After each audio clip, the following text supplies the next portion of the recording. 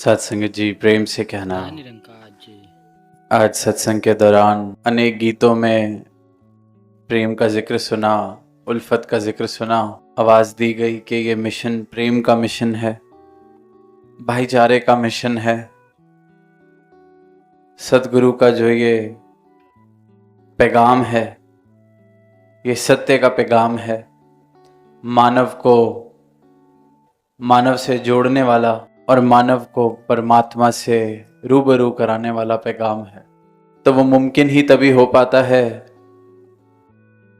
जब जो भ्रम के आधार पर खड़ी दीवारें इंसान को इंसान से दूर करती हैं, मानव को मानव का दुश्मन बनाती हैं, मानव को मजबूर कर देती हैं इस प्रकार के कार्य, इस प्रकार के कर्म करने पर के मानवता ही शर्मिंदा हो जाती है। इसका आधार भ्रम, अज्ञानता, अंधकार। और फिर सतगुरु जब अपने ब्रह्म ज्ञान से जीवन रोशन करते हैं तो जैसे ही रोशनी आई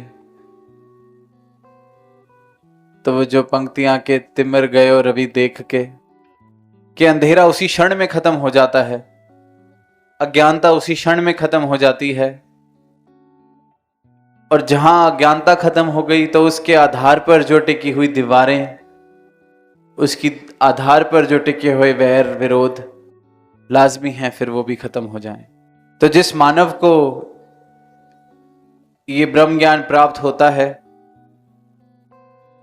तो उसकी अवस्था कुछ इस प्रकार हो जाती है कि जैसे एक माला देखते हैं, उसमें चाहे मोती बंधे होते हैं, चाहे मनके बंधे होते हैं, पर सूत्र जो है वो धागा होता है, एक धागे से सब बंधे हैं। ऐसे ही जिस इंसान को सदगुरु अपने ज्ञान वाली नजर बख्श देते हैं, फिर वो भी इस सूत्र को जिससे हम सब बंधे हैं, जो हम सब में समाया है, जो हम सब में बराबर समाया है, हर घट में समाया है और हर कण कण में समाया है, फिर उसको देख पाते हैं, उसको जान पाते हैं, उसको जान लेते हैं, अपनी पहचान कर लेते हैं। और जैसे ही ये पहचान होती है तो ये प्रेम जीवन में आना लाजमी हो जाता है। जैसे ही फूल खिलते हैं वैसे ही महक आनी लाजमी हो जाती है। महक को लाने के लिए कोई अलग से परिश्रम नहीं करने पड़ते, अलग से कोई मेहनत नहीं करनी पड़ती। जहां फूल खिल जाता है वहां महक आनी लाजमी है। इसी प्रकार जहां ये सत्य आ जाता है, जहां इस परमात्मा की लगता हो जाती है, भ्रम मिट जाते हैं, अंधकार मिट जाता है, वहां प्रेम आना लाजमी हो जाता है। फिर वो जो बात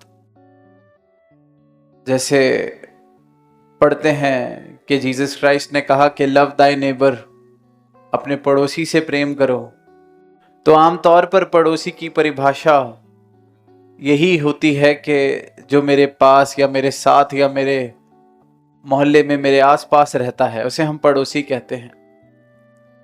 पर जो ब्रह्म ज्ञानी होता है उसको तो ये इस बात का बोध हो जाता है कि मेरा तो निवास ही परमात्मा में है, मेरा निवास स्थान ये परमात्मा है।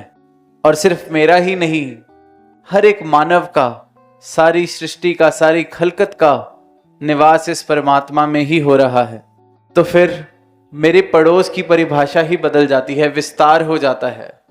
जब तक तो खुद को मैं पहचानता हूं अपने इस शरीर के, अपने इस अस्तित्व के अनुसार, तो शायद मेरा पड़ोस, मेरे पड़ोसी, मेरी परिभाषा अपनी गली, अपने मोहल्ले, अपने शहर तक सीमित हो सकती है, अपने देश तक सीमित हो सकती है, अपने जैसे जो सोचने वाले हैं उन तक सीमित हो सकती है।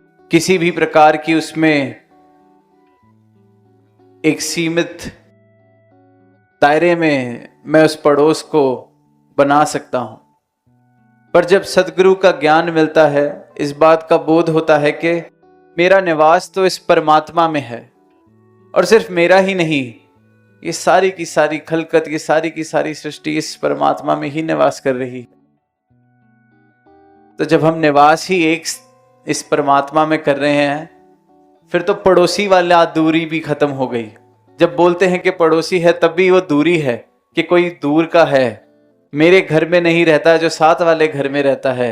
जीसस ने कहा जो साथ वाले घर में रहता है उससे प्रेम करो, पड़ोस में रहता है उससे प्रेम करो। हेलो गाइस, आज हम कबूतर को पकड़ कर दिखाएंगे किस तरह से कबूतर पकड़ते हैं। आप देख सकते हैं ये लिया कबूतर।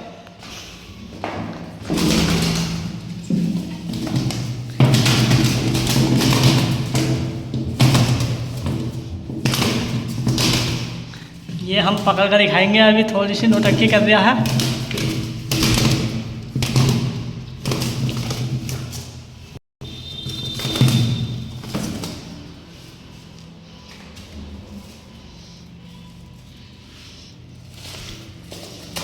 थोड़ा सा डर तो मुझे भी लग रहा है।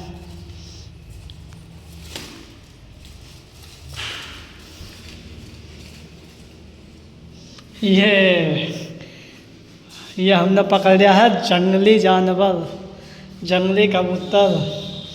आप बताओ कौन सी नस्ल है इसकी। बहुत चोंचले कर रहा था ये, बहुत गंदगाई कर रखी थी इसने। और ये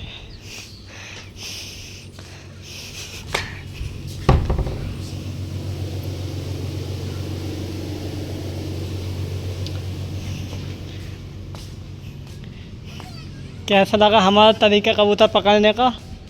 ये देख सकते हैं क्या शानदार है चोंच इसकी।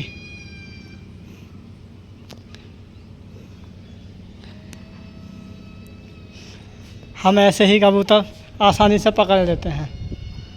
ये कबूतरों की वजह से ही गेट पे हम गेट लगवाया है। बहुत गंदगाई कर रखी थी छत पे, नहीं तो ऐसे कोई वो नहीं था। और ये हमारी वाइफ झांक कर देख रही हैं, देखो।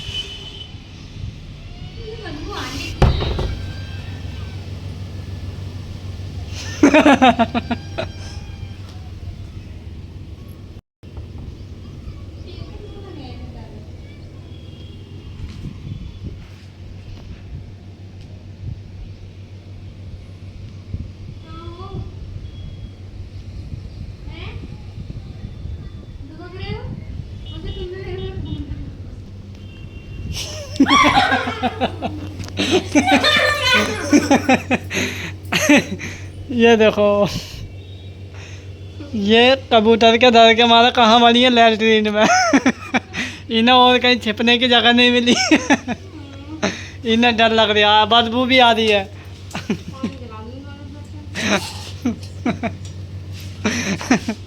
ये देखो पानी चला रही है, पानी।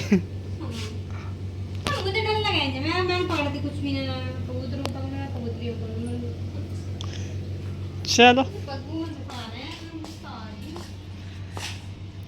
तो ऐसी वीडियो को देखने के लिए हमारे चैनल को सब्सक्राइब करें और वीडियो को लाइक करें, शेयर करें, कमेंट करें। अब ये देखो हम उड़ाएंगे इसे।